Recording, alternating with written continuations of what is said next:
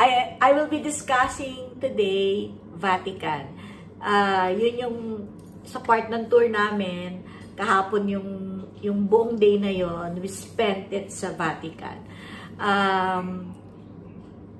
Ang Vatican changed yung buong perspective ko sa sa isang magandang country. Kasi, di ba, country siya in itself eh. Because now, siya na yung favorite ko. Hindi na London, hindi na New York. Ano na ako, hands down. Talagang Vatican na yung favorite country ko. So, kahapon, we left at around 10 a.m. Tapos, Wednesday kasi yun. So, pag Wednesday kasi, nandun si Pope. So, may mga guest doon na pwede siyang, yung bine-bless niya, ganun. So, naabutan namin yun. Although we arrived at 10:30. Madaming tao, pero according sa mga dati nang pumupunta, konti pa raw yun compared to So, when you go there, dapat pagka Vatican Day nyo, hindi ka dapat naka-shorts kasi hindi kayo papapasukin. Bawal din yung sleeveless. Tapos, yung mga mineral water na medyo malaki, hindi yun allowed. 500 ml lang daw. Ayan. So, yung mga ibang naka-bottle talaga sila na mga naiwan siya sa gate. Pero pwedeng balikan, right? No, ayun. Tinatanggalan ng laman. Yung iba, tinatanggalan na. Hindi, merong naiwan doon, nakita ko mga Oo, may mga nandun pa din. So, pagpasok namin, no, pagka nandun lang si Pope, tsaka may ganon, may inspection na medyo rigid ng konti. Pero pagka wala si Pope, kagaya nung hapon, wala na si Pope, you can go in and out of the square ng mabilis lang, hindi mo nakakailangan dumaan sa mga ganon. So, ang mga nakikita natin doon na mga Swiss guards kasi ang nagbabantay dyan kay Pope, diba? Tapos, bakit nga ba Swiss guard? Kinuwento yun eh. Ilalagay ko dito down below kung ano yung dahilan kung bakit Swiss guard. Tapos, so, andun lang kami nung morning, no? Kasi 4 o'clock PM pa yung namin eh, yung aming Vatican Museum na tour. So, nung morning, ano ba yung ginawa namin? Syempre, picture kasi andun si Pope, diba? Tapos, inintay namin hanggang makaalis siya. Tapos, meron pala doon yung mga pwede kang i-bless, yung ikakasal kayo doon. So, meron pa ako na-interview na isa na kung ano yung ginawa nila. Yung pala, magpapalista ka sa website nila, tapos ng Vatican. Tapos, ayun, mai-invite ka doon sa, sa Wednesday na Pope's Blessing. So, marami mga naka-wedding gown kami nakita. Pagkatapos, ito pa, sa pantip, meron ka makikita dyan sa malapit sa fountain na para siyang small truck, nakalagay post. Syempre, alam mo naman ako, very curious. Sulat yan, diba? Oy, nagpo-promote, mga sulat na para sana sa'yo, available in Shopee, Lazada, at saka sa author, okay? So, pwede ka magpadala ng postcard sa kung sino man ang iyong mahal sa buhay, anywhere in the world. So, yung ako, nagpadala ako sa mommy ko yun, tsaka kay Bing. Surprise! Marireceive nila from the Vatican.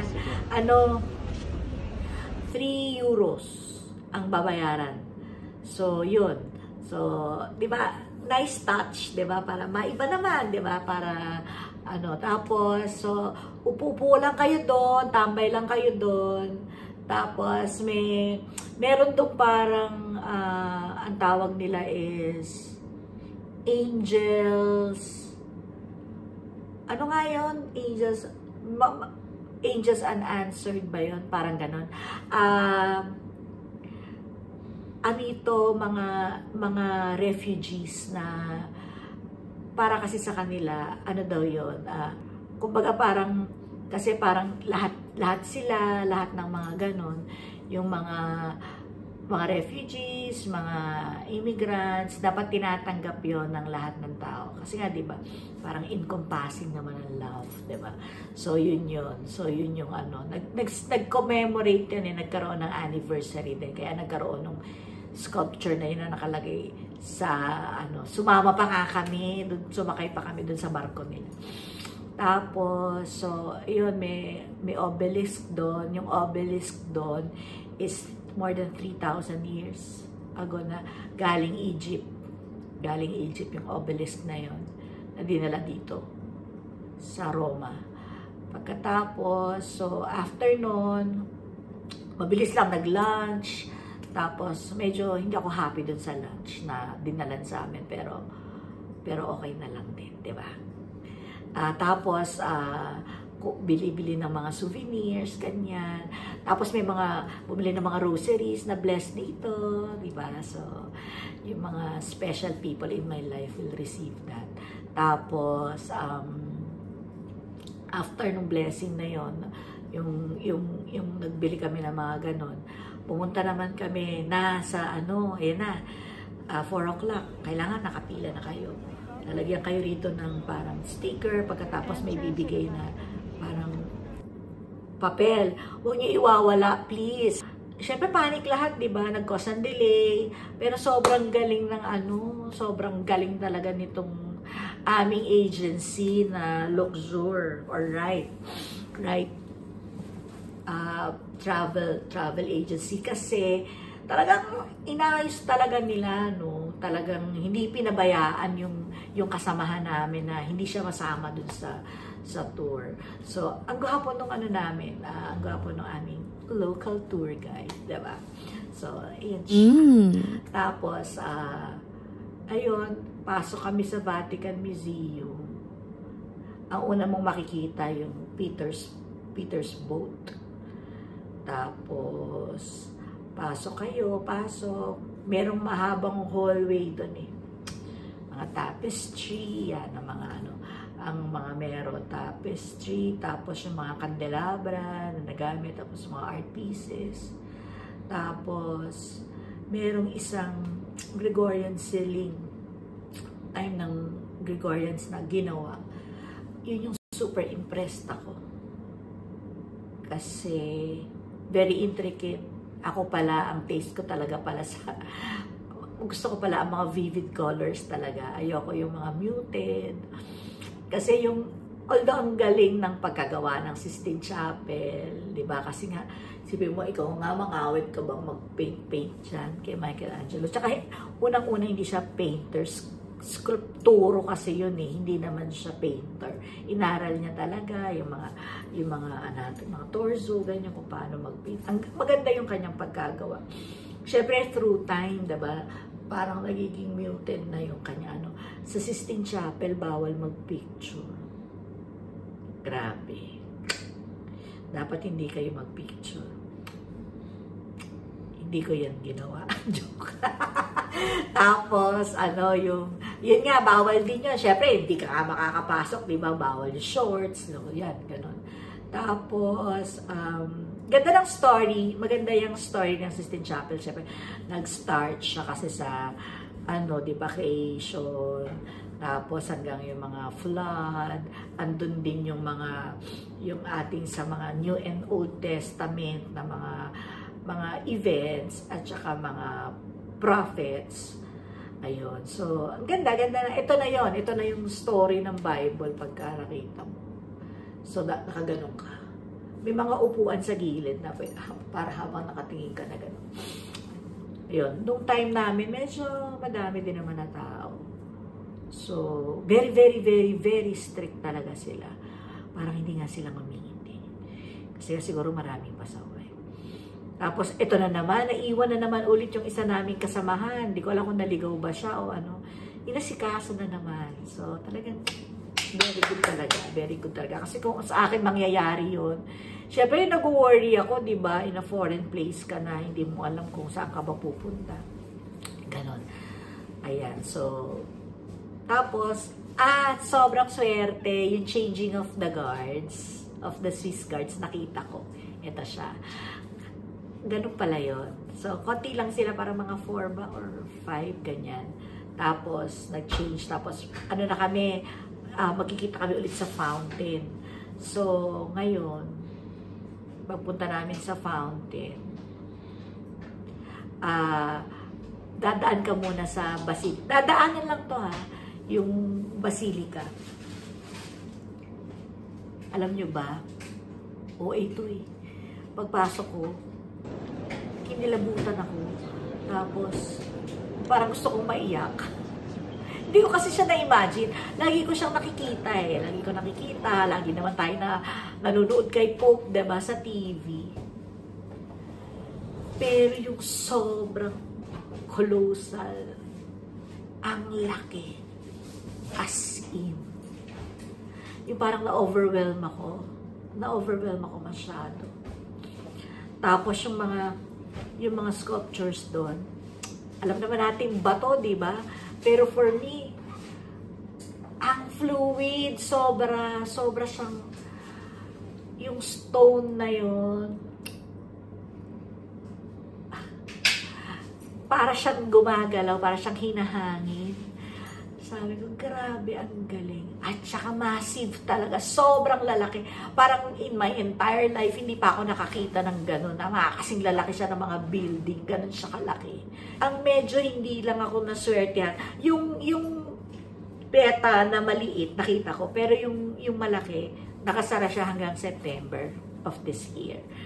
So, huwag niyo kayong pumunta ng Basilica hanggang September. Pagkatapos, andyan lahat ng mga tomb, di ba? Nakita ko rin yung pinaglibingan kay Peter, kay Saint Peter.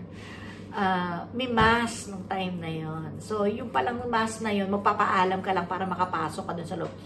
Kasi para siyang malaking church na may mga small churches sa loob. Alam mo yon, yung ganun yung ano niya. Tapos, nung mga panahon na yon, pa-set na ang sun. Tumama siya dun sa glass na nandun sa likod noong altar.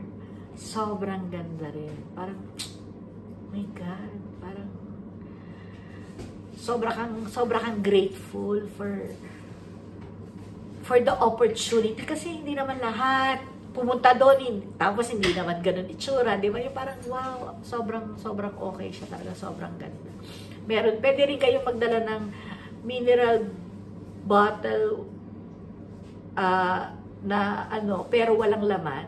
Meron doon kasing pwede kang kukuha ng holy water. Although sa labas, meron namang nabibili na mga nakalagay sa magagandang lalagyan ng mga holy water. Pero pwede rin doon. Ayun, tapos, syempre, yung feeling mo na, alam mo yun, yung homage to your religion. Pero actually, kahit siguro anong religion, ma-overwhelm sa Basilica. Sobra siyang ganda. I have no words. Talagang nagulat ako sa experience kasi wala siya sa plano, di ba? Hindi naman kami, wala siya sa plano na dadaan lang kami kasi imimit nga namin yung aming tour guide. Kumbaga talagang it was destined. I was destined to see it. Hindi ko inakala. Siguro yan nga yung mga pleasant, yung mga serendipity yan, di ba? Yung mga pleasant surprises na hindi mo talaga in-expect. Pero yung pala yun yung pinakamagandang ibibigay sa'yo nung event na yun, itong travel namin. So, wag niyong imimiss. Wag niyo siyang imimiss. Kasi, life-changing siya for me. Sobrang grabe. Talagang, okay, then it helps also na bago kayo pumunta doon, mag-read na kayo. Ako, I recommend Rick Steves. Sobrang favorite ko yan na tourist guide dito sa Europa. Sobrang, ang ganda ng kanyang mga, meron din akong app actually. So, makikita nyo doon yung mga, makikita nyo rin yung mga gamit ng mga, mga dating kings. Ayan. So, tapos yung mga pope. Nakita ko rin kung saan, di ba yung pagka magpapalit na ng pope, meron din doon na, yung, parang chimney, di ba? Makita natin kung black, pag wala pa, pag white, pag meron na, gano'n. Nandun din yung sa Sistine Chapel. Di ba yung pinapasok sila sa isang room, tapos they will decide on kung sino. Until now, ang carbonara ng Roma ay hindi pa ako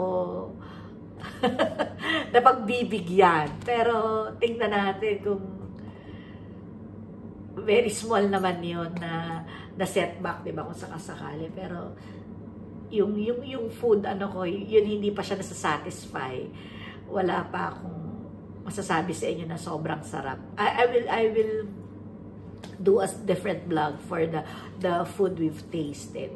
Yun. So, yun lang for today. Maganda yung aming tour yesterday, and I feel so blessed, diba? Kasi natin po, nakapasok ka doon, tapos nakapag-wish ka. Yan. So, yun lang. So, magkita tayo ulit. Ciao!